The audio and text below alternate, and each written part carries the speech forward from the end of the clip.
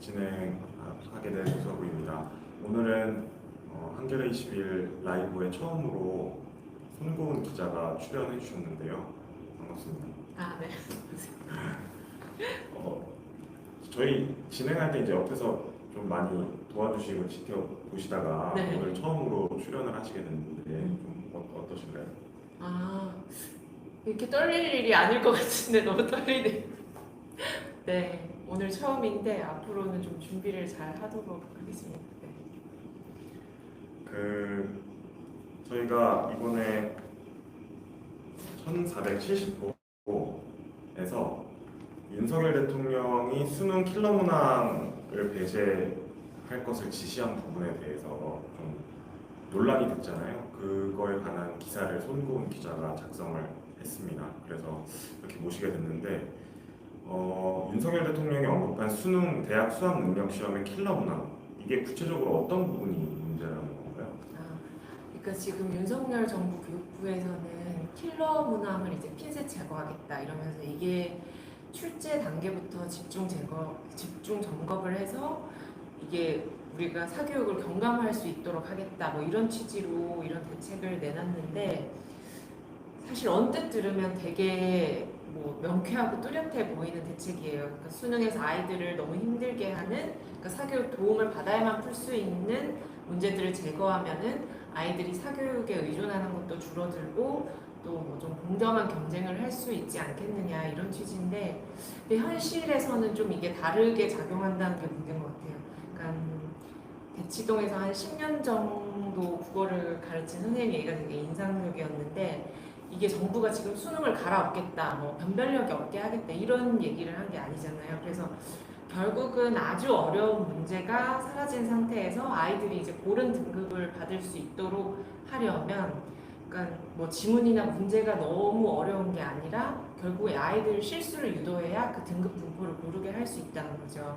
그러면 이제 그 선생님 하신 말씀이, 그러면은 어려운 지문이나 문제가 없어지고 실수를 유도하는 게 그게 교육 개혁이냐, 그리고 또는 고난도 문제가 없어지면은 중난도 문제를 많이 배치해서 결국은 이제 고른 등급 분포를 유도할 텐데 그게 교육 개혁이냐, 뭐 이런 반문을 하시더라고요. 그래서 이제 그 문제의 본질은 수능 시험을 어떻게 바꿀 것이냐 뭐 이런 게 아니라, 사실은 너무 경쟁이 치열하니까 그 경쟁이 치열한 가운데 아이들을 나눠야 되니까 킬러 문항이 나오게 된 배경 같거든요. 그래서 어떤 대학을 가느냐에 따라서 어떤 학교를 가느냐가 나뉘고, 또 그게 어떤 직업을 갖느냐 이런 신분이 되는 사회에서는 엄마들은 당연히 이제 사교육에 의존할 수밖에 없고, 그리고 수능이 어떻게 바뀌든 뭐 수시 전형이 많이 생기든 간에 학부모들은 계속 방법을 새로 찾을 수밖에 없는 거죠. 그 교육부에서 예시로 제시한 킬러 문항이 있었잖아요. 네. 그걸 이제 뭐 저희도 뉴스룸에서 이렇게 다 같이 보기도 했는데 좀 너무 뭐 어렵다고 해야 될지 잘 이해가 안 가더라고요. 문장이 되게 어렵기도 하고. 네. 이게 보면서 뭐 저희가 수능 볼 때랑도 또 물론 많이 달라졌겠지만 이런 식으로 뭐 문제를 푸는 게 정말 괜찮은가 좀 이런 생각도 들었는데, 좀 어떤 식으로 바뀌어야 궁극적으로 좀 괜찮은 방향인 거라고 볼 수 있나요?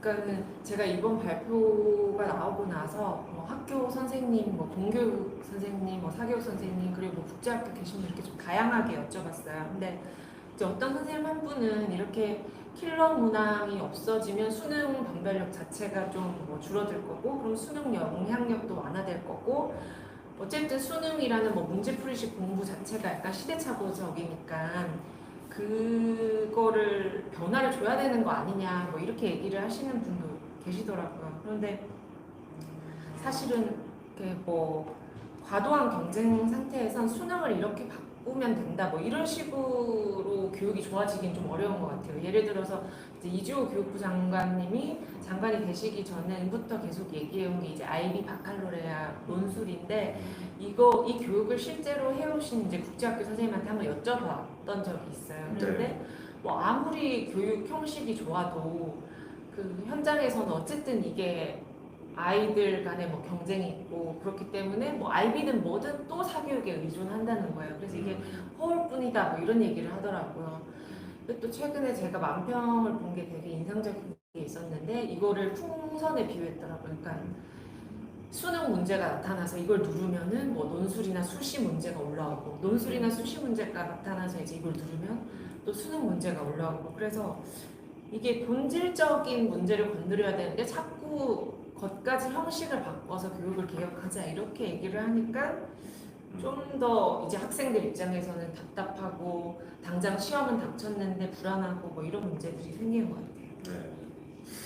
그 교육부에서 킬러 문항 예시를 들면서 이런 게 킬러 문항이다. 이런 이유로 킬러 문항이라고 선정을 했다 이렇게 좀 설명을 했어요. 그 설명을 보면 그 기사에도 설명이 나와 있지만 뭐 전문 용어를 사용해서 어렵다거나 어려운 지문을 제시했다 이런 식의 설명이 되어 있는데 이게 좀뭐 교육부 설명대로 하면 무조건 뭐 어려운 지문을 출시하면 안 된다 이런 식으로 읽히기도 하는데요. 어떤가요?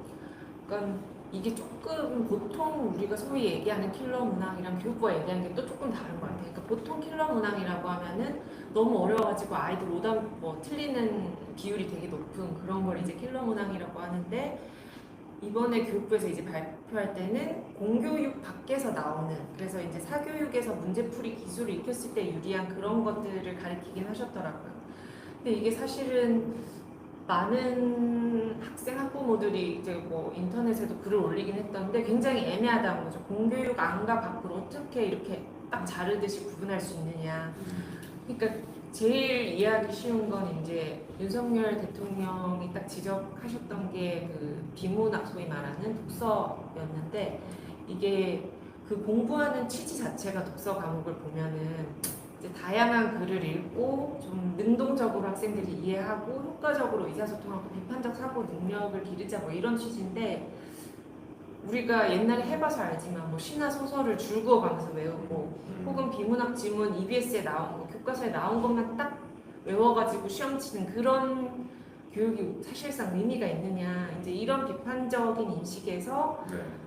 낯선 지문을 보고도 잘 이해하고 이제 비판적으로 사고할 수 있느냐 그런 문해력 교육 중요성이 강조되어 온 거죠. 예. 근데 이번에 이제 교육부에서 발표한 비문학 지문의 예시 이제 선정 기준을 보면 뭐 낯선 현대 철학 전문 용어가 나온다, 뭐 과학 및 수학 분야 어려운 지문을 제시한다. 근데 이 문제들이 분명히 너무 어렵고 아이들이 풀기에 가도한 건 맞지만 이런 기준으로는 어떻게 공교육 안과 밖을 구분할 거냐 그런 게 이제 되게 학생과 학부모 입장에서는 좀 답답할 것 같아요. 네. 그리고 이제 정부에서 좀 이야기하는 걸 들어보면 윤석열 대통령의 킬러 문항 배제 지시가 6월 모의평가에서 반영되지 않아서 나온 거다 뭐 이런 설명이 있었어요. 그러니까 근데 뭐 실제 평가는 2023년, 그러니까 올해 6월 모의평가가 좀 평소보다 쉽게 출제됐다라는 평가가 좀 있는 것 같은데 앞뒤가 좀 맞지 않는 것 같다는 생각이 드는데 어떤가요? 그래서 사실 이제 의아하다는 이야기가 많았던 게 그 대통령이 발언할 때는 이제 6월 모의평가 결과가 나오기 전이었는데 예. 이제 막상 그 결과가 나오고 학생들이 봤더니 이제 최고점을 받은 사람이 지난 수능보다 4배 이상 많고 그러니까 다소 쉬웠다는 거죠.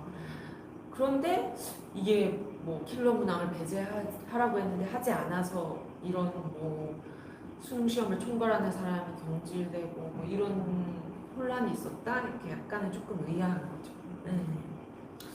이제 수능이 한 4개월 정도 남았는데 교육부 임시정책기획관이 경질이 되고 평가원장이 사임하고 계속 이제 좀 수능 출제나 어떤 교육 정책을 담당하는 분들이 자리에서 좀 물러나고 있는 모습이 보이는데 이게 좀 어떤 의미인가요? 그러니까 학생들 입장에서는 사실 좀 되게 불안할 것 같아요. 그러니까 수능을 총괄하는 위치에 있는 사람들이 갑자기 물러난다 이러면 되게 어떤 불안한 신호처럼 보이잖아요. 네. 근데 이제 이거를 전 평가원장님은 좀 어떻게 생각하실지 궁금해서 이제 전화해서 여쭤봤는데 이제 원래 평가원도 통상 뭐 감사원 감사를 받죠. 그런데 이제 국무총리실 감사반 감사를 받는다. 이건 되게 굉장히 느낌이 다르게 다가오고, 그러니까 자기 조직의 직원들이 감사를 받는 상황을 원장 자체는 이제 압박으로 느낄 수 있다는 거죠. 그런데 이 원장님이 이규민 원장님은 이제 문재인 정부에서 네. 임명이 됐던 분이고 음. 그러니까는 사실 조금은 전반적으로 너무 음. 혼란스럽고 약간 인과관계가 이해되지가 않는 상황이다. 음. 뭐 이런 얘기가 있더라고요. 예. 지금 보면 이제 킬러 문항 논란이 되고 나서 사교육 카르텔이라는 이야기가 나오고 지금 뭐 대형 학원 그리고 유명 일타 강사 세무조사가 들어간 상황이거든요. 이렇게 갑자기 세무조사를 벌이는 건 좀 어떻게 볼 수 있을까요? 이게 어떤 이유에서 이렇게 정부가 하는 거죠? 그러니까 사실 이게 교육계에 계신 분들은 조금 좀 허탈하고 좀 그럴 것 같아요. 그러니까는 어떤 적발 대상, 범죄자 이렇게 좀 몰아세우는 느낌이 있잖아요. 뭐 카르텔. 뭐.